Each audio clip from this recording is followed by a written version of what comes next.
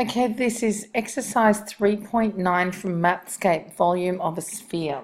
We're just going to do a couple of questions. Now, you already have this sheet, so we're going to look at question 12. A glass test tube has a cylindrical section of diameter 1.6 centimeters. Sorry, these are spheres. So a glass test tube has a cylindrical section of diameter 1.6 centimeters and so it's made up of a cylinder bit, and then the base of it is a hemisphere down here. So that looks like a test tube, okay? So the diameter of this is 1.6 centimeters from there to there. Okay, and the base of it, so there's a hemisphere. So basically we've got a cylinder sitting on top of a hemisphere. It says that the test tube is filled with a chemical solution to a depth of 5.8 centimeters. So the test tube is filled up to a depth of 5.8 centimeters. Okay, so it's filled up to there. Okay. It says find the volume of the test tube in centimeters cubed, and then find the volume of the solution in mils. Okay, so let's just look at the cylinder and the hemisphere separately. Now we know that the diameter is 1.6, so the radius is 0.8. Also the radius of this will be 0.8, which means that the distance from, if this is 0.8 there, then this distance down here is also 0.8, because when you've got a sphere, the distance from the center to all of the outside is the same. That's the radius. So if the distance from there to there is 0.8, so is the distance from there to there. So this is 0.8. Now we know that the height was 5.8. Therefore, if the whole thing, I'm not actually sure if the actual height of the whole thing, I think it says that the test tube is filled.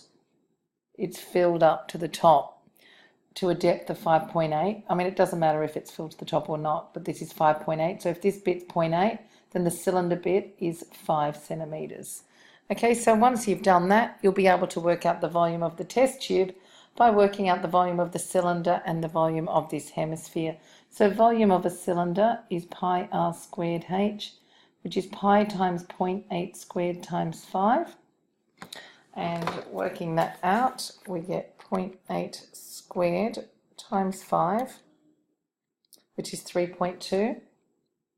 So we've got 3.2 pi, and that would be in centimeters cubed. And the volume of the hemisphere, a full sphere is 4 on 3 times pi r cubed, but we're going to divide that by 2 or times it by half. So we've got 4 on 3 times pi times 0.8 cubed times a half. And just multiplying all of the numbers, but not the pi, so we go 4 over 3 times 0.8 cubed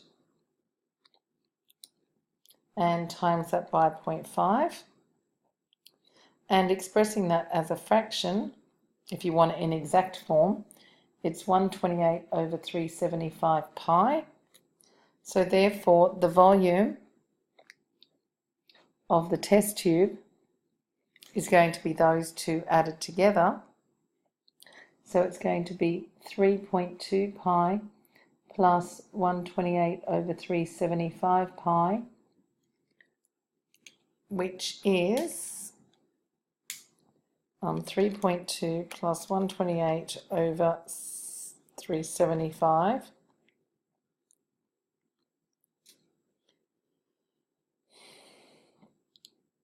And then times that by pi, and we get 11.1, that's to the nearest centimetre cubed. So 11.1 centimetres cubed. Sorry, I'll just fix that pen. So that's the volume to the nearest centimetre cubed, and therefore the volume of solution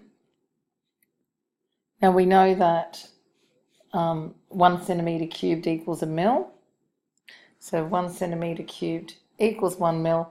Therefore, the volume of the solution will be 11.1 mils because 11.1 centimetre cubed is equal to 11.1 mils.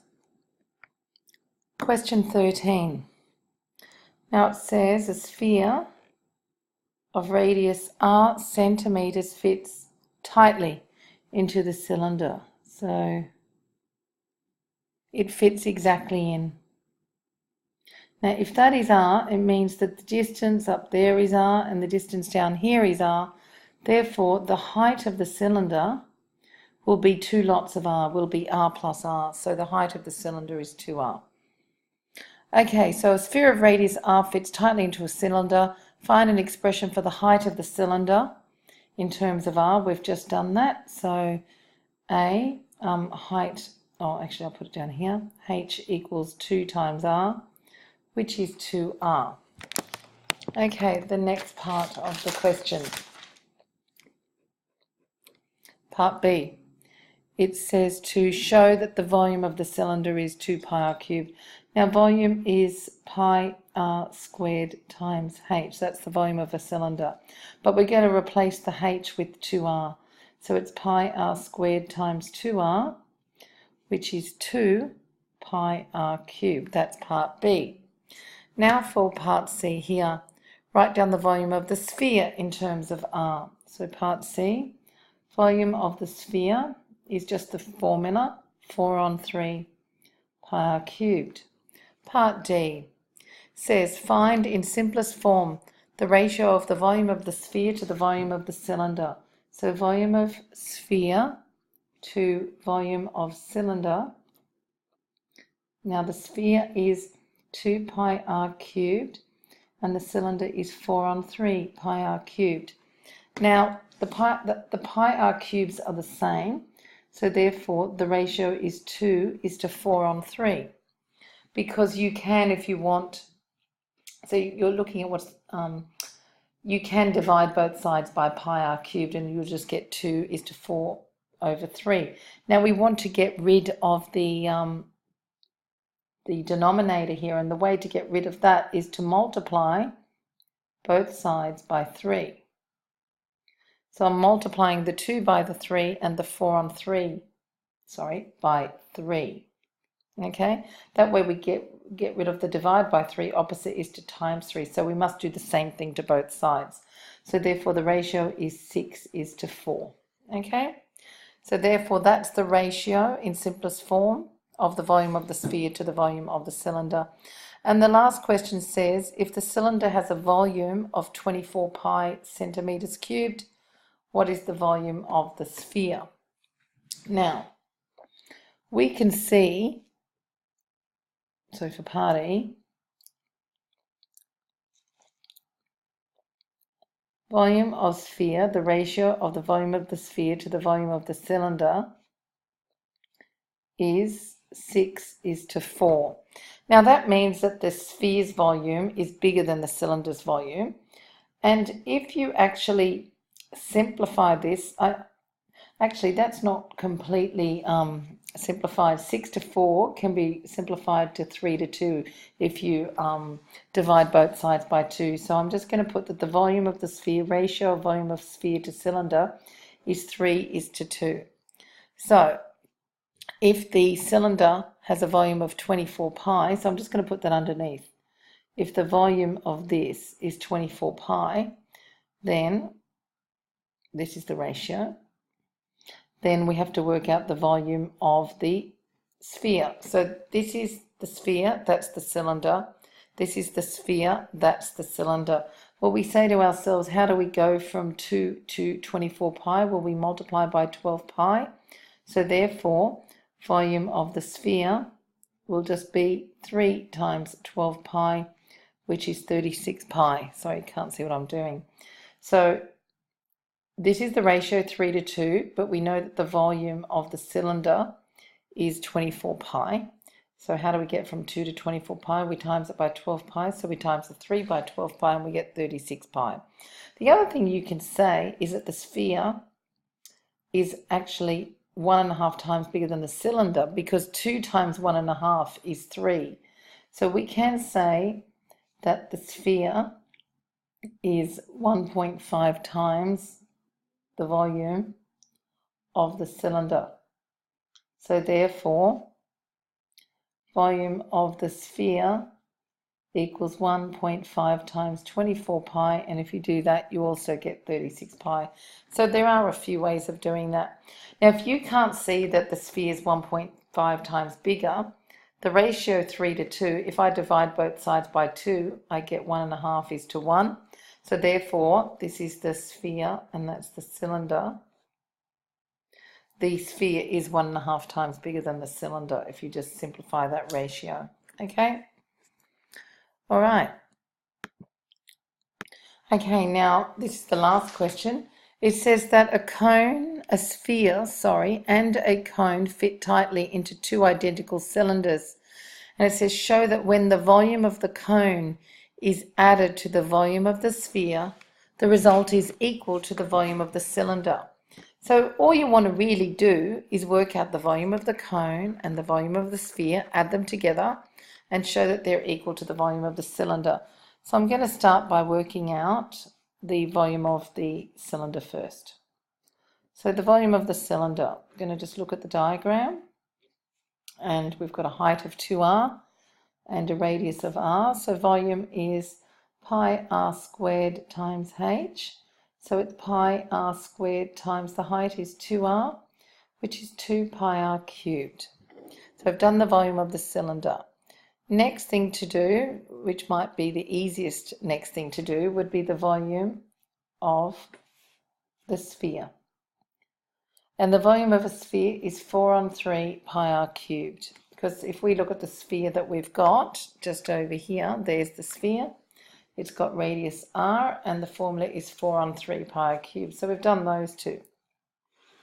Now we need to look at the volume of the cone. Now this is not going to be straightforward. The formula for the volume of a cone is volume is a third area of the base times perpendicular height, which is a third pi r squared times h. Now, if we look at the cone up here, actually I'm just going to move this up, just transferring the information, we know that the cone has a radius of r, and we know this height down here. So this height here is 2r, but that's the same as the height of the cone. The perpendicular height is 2r. The height of the cone, this length here, is also 2r. So therefore, the volume is a third times pi times r squared times the height for this cone is 2r, which is 2/3, it's 2/3, because a third times 2 is 2 over 3, 2/3 pi r cubed. Now for the last bit, it says show that when you add the volume of the cone to the sphere, you get the volume of the cylinder. So now we want to do volume of cone plus volume of sphere. And that's equal to, now this is the cone, so it's 2/3 pi r cubed plus the sphere is 4 on 3 pi r cubed. Now, when you add fractions and the denominators are the same, you can just add the numerators. So this is, so you get 2 plus 4, you get 6 over 3, which happens to be 2. So we've got 2 lots of pi r cubed. These are like terms. 2/3 pi r cubed plus 4 on 3 is 1 1/3 pi r cubed. So you're really looking at 2/3 plus 1 1/3, which is a total of 2. So we've got 2 pi r cubed. So the volume of the cone plus volume of the sphere is 2 pi r cubed, which actually happens to be equal to the volume of the cylinder. So which equals the volume of the cylinder. So that question's done. Now I'm going to show you what I want you to do for homework. I'm going to go to this exercise in the Year 10 textbook. It's exercise 1I. Now last lesson you had to do these questions here in exercise 1H, so questions 8 through to 12. Okay, if you had any problems with that, I'll go through those next lesson. or you can actually email me and I'll do an explanation or even put it in the forum. So exercise 1I, if you can go down to question 8. So if you can do question 8, 9, 10, actually you've already done don't worry about the surface area ones actually. So if you can do question 8, question 9,